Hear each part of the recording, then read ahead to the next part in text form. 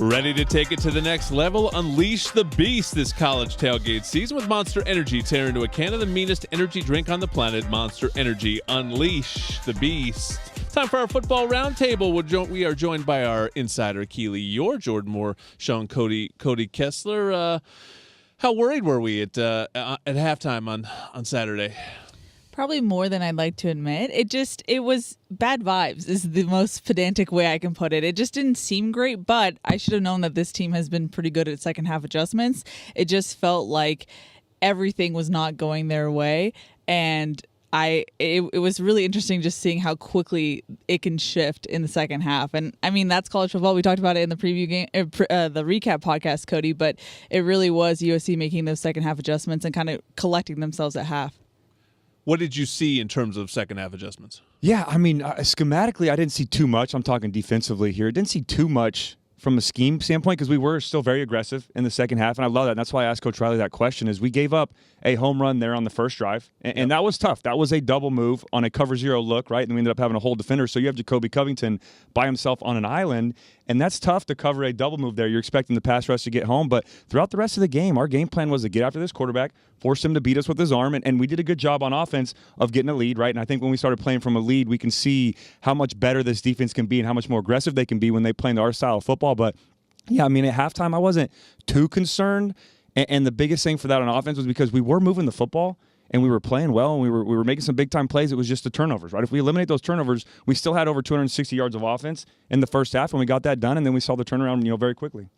I just thought you were going to see a little more of a pissed-off team after that Michigan game. Also, a very tough game against Michigan, so maybe you're a little bit worn out from that. But just like I talked about in the broadcast a little bit, just the dotting the I's and crossing the T's on the little things. A couple of drop balls on third downs, or pre-snap penalties, like those kind of things are. It just feels like a little, but it's a lot when it's not working right. And then the kind of the energy in the Coliseum was changed by those little plays. It kind of felt that you lost the crowd momentum, you lost that energy in there, and the fans had to wait for something big to happen before you regain that momentum. I think, and that's big in these home games in college when you get the fans behind you. Tomorrow, it's October already, which is crazy. People like to ask about identity. You guys see a team identity emerging through the first month of the season? What would you say as the primary characteristic of this team? It's funny because we talked about this on the podcast. I think they're still searching for their offensive identity, but I think the character of this team is and I know you talked about it with Mason Cobb, but he said after the game, we might not get it right to start the game, but we're going to keep swinging until the final whistle. And I feel like that's kind of what we've seen from this team. And it's kind of unique to teams we've seen in the past from USC. I think that's something where, like we talked about after the Michigan game, the fact that they had a lead in the fourth quarter was something that we probably couldn't have seen from other teams before. So I think it's a belief and a character that trust each other, but it's definitely I feel like they're still trying to figure it out on offense. Yeah, I agree. Offensively, I think we're still trying to figure out what we do best, and a big part of that is still having a little bit of struggles with the offensive line, right, and protecting Miller, getting the run game going. But overall, for me, and like Keely said, I think the biggest thing for us is we have a great culture in place. We have a lot of great leaders on this football team. We've had 2 games back-to-back, and we should have won against Michigan, to where we had great halftime adjustments and came out and we're a different team. But my biggest thing is we can't make a living doing that, right? We have to be able to put all 4 quarters together. The storyline of this season can't be slow starts and then we dominate in the second half, because when you play those better opponents like Michigan, like Penn State coming up, like Notre Dame down the season, and you don't get those fixed early and you start yourself off with a 14-point, or in a 14-point hole, it's tough to overcome those, especially on the road when you play some of these better opponents. I think it's a team that's going to just fight you to the end. And I played on some of these kind of teams where you kind of feel like, and I don't know if this team's quite there yet. We're in the 4th game of the year, so they have, they've shown 2 examples of it. But I've been on teams where we always just felt the confidence that no matter what the score was, first, second, third quarter, in the fourth quarter, we felt like if we were close, we were going to win the game because we knew how to win football games. If it was offensively or defensively or special teams, we knew we had what it takes, and we would challenge that other team, because they knew they couldn't be as good as us in the fourth quarter, and that was the confidence that came from us. It didn't matter what the score was until the end there, because we knew we could do that, and I think that can build as it goes on. Now you have more games like this. I think a team learns that and it can start feeling like that. Hey, it's second half. We know what we can do. Let's do it. So I think they're building upon that. You mentioned the offense, maybe is growing into its identity, and I think part of that is sort of figuring out who the go-to guys are, who the top line playmakers are. And you brought this up, I think, with Coach Sean, but Jacoby Lane, to me, from day one, has looked like the part. And I thought we just saw it on Saturday. He made a ton of impressive plays. I think Coach talked about the one over the middle where he takes the big shot. There was a 3rd and 15 though, where he made a sideline catch where it just seemed like an incompletion waiting to happen, and that extends a drive and ultimately gets another touchdown.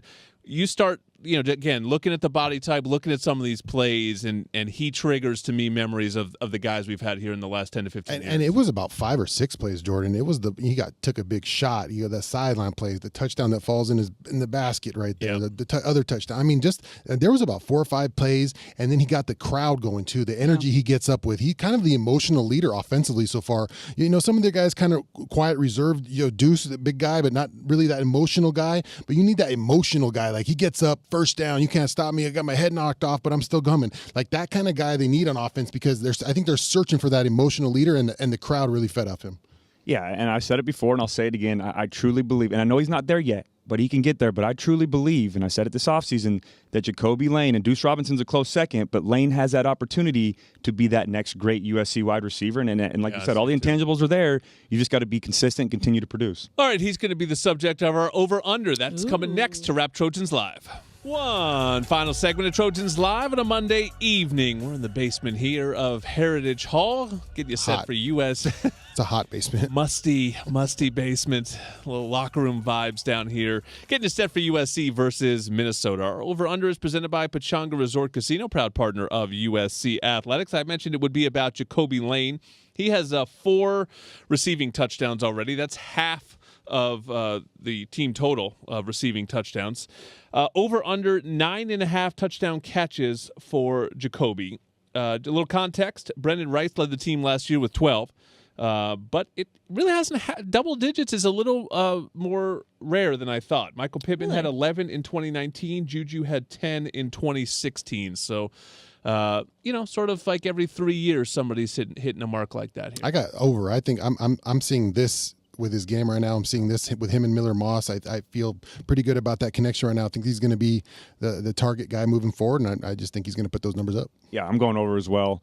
I think he absolutely can go 10 plus. And my only concern with that is if teams start to key on him a little bit more, right? Start cloud coverage him. But you have Zachariah Branch, you have Deuce Robinson, you have other guys that are playmakers. Hopefully we get Mekhi Lemon back soon. And then you have some tight ends starting to emerge a little bit. And we saw Kyle Ford at tight end. So it's tough. If you want to take away Jacoby, we have other guys that can make plays. But I still think no matter what you do, he's going to have 10 plus. I'm taking the over, and I'm also saying check the tape because producer G and I were singing Jacoby's praises in fall camp of last year. So I'm just saying we were on it. Is it on tape?